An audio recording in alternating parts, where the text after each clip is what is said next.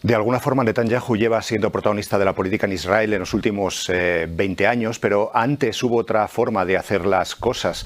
En el último gobierno laborista de Ehud Barak, el ministro de Asuntos Exteriores fue Shlomo Ben Ami, tendiendo puentes con los palestinos, iniciando conversaciones y, en definitiva, buscando acuerdos. Shlomo Ben Ami es, además, uno de los diplomáticos más queridos en España, uno de los primeros embajadores de Israel en España, formado en Oxford, y hoy nos acompaña en el programa desde Granada. Shlomo Ben Ami, gracias por estar en el programa. Hablamos mucho de la incursión terrestre en Gaza. ¿Qué efectos puede tener en la región esa incursión si se produce? Bueno, todo es impredecible, sabe usted, pero en principio el riesgo mayor es, además de las víctimas en ambos bandos, es la posibilidad de la extensión del conflicto al norte, donde ya está, pero a bajo fuego, digamos, ¿no? A baja intensidad, o más bien a intensidad localizada. Pero si eso se extiende a Hezbollah y, en consecuencia, posiblemente incluso a Irán, no se puede descartar nada. Pues esas serían las consecuencias, ¿no? Yo creo que esa es la razón principal del despliegue norteamericano en la región. Por una parte, disuadir a posibles interesados en la extensión del conflicto, y por otra parte, a lo mejor participar en caso de que el conflicto se extienda. Esa es la situación. Realmente yo creo que en este momento el dilema para el gabinete israelí es el de los rehenes, ¿no? Ese elemento, señor Ben Ami, de los rehenes, ¿es el único que hace diferente esta crisis con otras previas en el territorio de Gaza o entre Israel y Palestina, o ve otros puntos que lo hacen completamente distinto a lo que ha sucedido en el pasado? Bueno, ese es uno, pero evidentemente hay otros, ¿no? Otros es cómo un agente no estatal, y en este caso Hamas, ¿no? Que al mismo tiempo tiene la capacidad de fuego de todo un Estado. Lo cual, con realmente respeto a los que critican el bloqueo israelí de la franja, y yo soy uno de ellos, que creo que es un bloqueo innecesario, además ineficaz, pero con respeto a este argumento, ¿qué tipo de bloqueo es este que ha permitido a este monstruo militar terrorista surgir en la franja de Gaza? ¿Por dónde han entrado todas estas capacidades militares? O sea que eficaz no ha sido, desde luego. Habrá dañado a la población civil, y yo creo que era políticamente y moralmente innecesario. Pero igual no era tan bloqueo como se piensa. No olvidemos que hay una frontera también con Egipto. El papel de Egipto en este bloqueo, así por la opinión pública, pasó algo desapercibido, pero existe también. ¿Pero se puede destruir militarmente a Hamas? Yo creo que sería una labor no de una invasión terrestre, sino de una invasión terrestre y de otra después de algún tiempo, y de seguir el conflicto.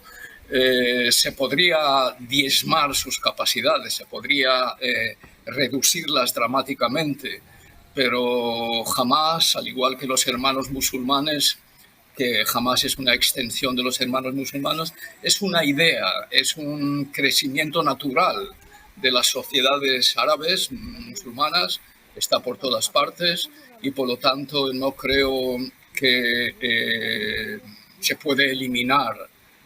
¿Qué responsabilidad tiene también Benjamin Netanyahu en todo lo que está pasando? Yo ya lo he dicho varias veces, y lo he escrito. Yo creo que esto es la bancarrota total de la filosofía política de la derecha israelí, en particular de Netanyahu.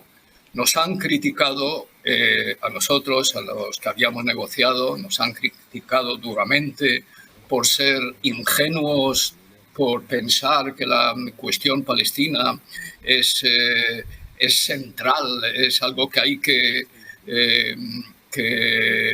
resolver antes de que hablemos con los países árabes, con los estados árabes. Y bueno, pues resulta que tan equivocados no fuimos.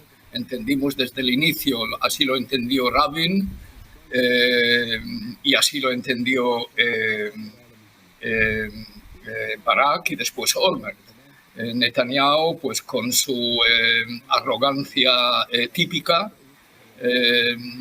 y sus discursos vacíos realmente, porque a veces más que retórica no hay substancia. Este hombre pues ahora se enfrenta a la realidad de que no puedes ignorar la cuestión palestina.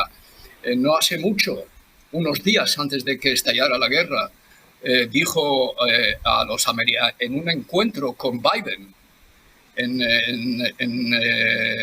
la sede de la ONU, le dijo a Biden que los palestinos no, ya hablaremos en algún momento con los palestinos, pero no tienen derecho de veto a nuestro acercamiento con los estados árabes. Pues parece que parte de veto por lo menos han tenido, han frenado por el momento la reconciliación con los saudíes y si esto sigue ampliándose puede derritir la sustancia de los acuerdos de Abraham. Así que Netanyahu es el mayor culpable de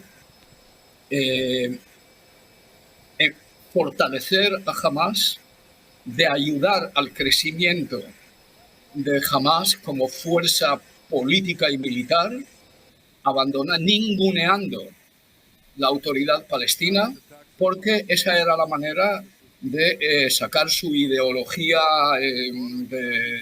de expansión de asentamientos y de la suya y de sus alianzas de extrema derecha. Y en este momento, señor Ben-Ami, ¿es posible que esa crítica a Netanyahu interna dentro del propio Israel pueda rebelarse contra el propio primer ministro, paralizando los planes militares que pueda tener en Gaza o alterando la estrategia ahora mismo del gobierno de concentración? Mire, una cosa puedo decir a favor de Netanyahu. Y es que a pesar de su retórica y sus políticas de derecha y de sus coaliciones de extrema derecha, ha sido siempre bastante cauto en lo que tiene que ver con asumir riesgos militares. Y en este caso, yo desde el inicio pensé que este hombre tendría que dimitir, entre otras cosas porque su actuación está contaminada por su situación personal. Pero ¿de qué manera esto puede influir ahora en la decisión si invadir o no? Yo le doy el crédito que Netanyahu está pensando este tema de una forma independiente y equilibrando o ponderando todos los elementos en la ecuación de una forma que a mí me parece que va más hacia lo responsable. ¿Sugiere que igual, por ejemplo, esa invasión terrestre termine sin producirse en Gaza? Es posible, porque el dilema... de hecho, lo que hemos visto ayer es una posible alternativa a la invasión terrestre. Ayer entraron blindados israelíes en territorio de la Franja, entró un contingente, no sé de qué dimensión, pero y condujo batallas, encuentros con grupos de Hamas y volvió el mismo día. O sea, ese tipo de alternativas pueden seguir produciéndose. No son una invasión total, pero sí consiguen algunos logros militares más limitados, ¿no? ¿Cómo se consigue la paz? ¿Qué es lo que hay que hacer? Para llegar a un acuerdo de paz. Bueno, yo francamente creo que a estas alturas sería muy arriesgado saltar hacia el sueño final, ¿no? Yo creo que hay que pensar en términos de situaciones interinas. Lo ideal sería llegar a una situación en que la capacidad militar de Hamas es reducida de tal manera que Abbas, que la autoridad palestina pueda asumir la responsabilidad tal y como lo definen los acuerdos de Oslo, asumir la responsabilidad en la franja de Gaza, pero Abbas, y ya lo ha dicho, no está ahí para servir los objetivos de Israel o de Estados Unidos. Él quisiera algo a cambio. Y a cambio de que asuma la responsabilidad en la Franja de Gaza, pues él pide que se abra un proceso político para resolver el problema político. Shlomo Ben-Ami, todos recordamos los años o los periodos en los que Europa mediaba, y muy especialmente España, como la Conferencia de Madrid. ¿Qué papel puede jugar España en este caso dentro de este conflicto y dentro de la posibilidad de mediar o de hablar con unos y con otros para acercar posturas y eventualmente incluso conseguir un alto el fuego o un acuerdo de paz? Si me permite, ya que me pregunta sobre la dimensión, la perspectiva internacional, el papel de España, el papel de Europa, me gustaría destacar algo que, en mi opinión, caracteriza este conflicto y que es distinto a lo que hemos conocido en el pasado. Es la primera vez que Israel está en guerra con los palestinos y líderes europeos vienen a visitar en plan de simpatía con Israel. Ha estado el canciller alemán, ha estado Macron, ha estado el primer ministro británico, ha estado la primera ministra italiana. ¿Cómo se explica? Primero se explica por lo que yo decía anteriormente, que es el shock que ha habido aquí, la manera en que Hamas empezó esta guerra. Fue un terremoto que llevó a estos líderes a simpatizar con Israel.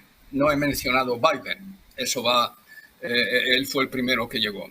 La segunda razón, y aquí me acerco a la pregunta que usted ha planteado, la segunda razón es que Europa, los líderes europeos, entienden este conflicto como parte de algo mucho más amplio, como algo parecido a lo de Ucrania. Entienden que en este conflicto Occidente está enfrentado a Irán, a Rusia y de alguna manera a China también. O sea, el escenario geopolítico que ha cambiado a raíz de la guerra de Ucrania, o que se ha definido a raíz de la guerra de Ucrania con la alianza entre Rusia y Irán, Rusia y China, todos esos son los que están, digamos, en contra de la parte de Zelensky, de Ucrania, y ahora esa misma coalición es la que ha venido a apoyar a Israel en esta contienda. ¿Dónde se sitúa España? Pues mire, España se sitúa con una cierta equidistancia entre las partes. Yo distingo entre, digamos, lo que puede ser la opinión pública, que puede ir por este lado, puede ir por el otro lado. Yo creo que el conflicto es mucho más complicado y esto no afecta solamente a la opinión pública en España. El conflicto es mucho más complicado de lo que la reacción automática de la gente sugiere. Y en este contexto, esa equidistancia que la parte española, que el gobierno español ha asumido, a lo mejor puede ser una ventaja, ¿no? Yo era embajador en España cuando se hizo la Conferencia de Paz de Madrid, y en ese momento había otras opciones. Se pensó en Italia, se pensó en Francia, y de alguna manera se decidió en España. ¿Y por qué en España? Pues precisamente porque España estaba posicionada, o se interpretaba que estaba en una posición igual, digamos, entre la parte árabe y la parte israelí, esa equidistancia de la que yo hablaba. A lo mejor es una ventaja, pero eso también requiere una diplomacia proactiva que posicione a España. Shlomo Ben-Ami, exministro de Asuntos Exteriores de Israel, muchísimas gracias por estar en el programa. Gracias a ustedes.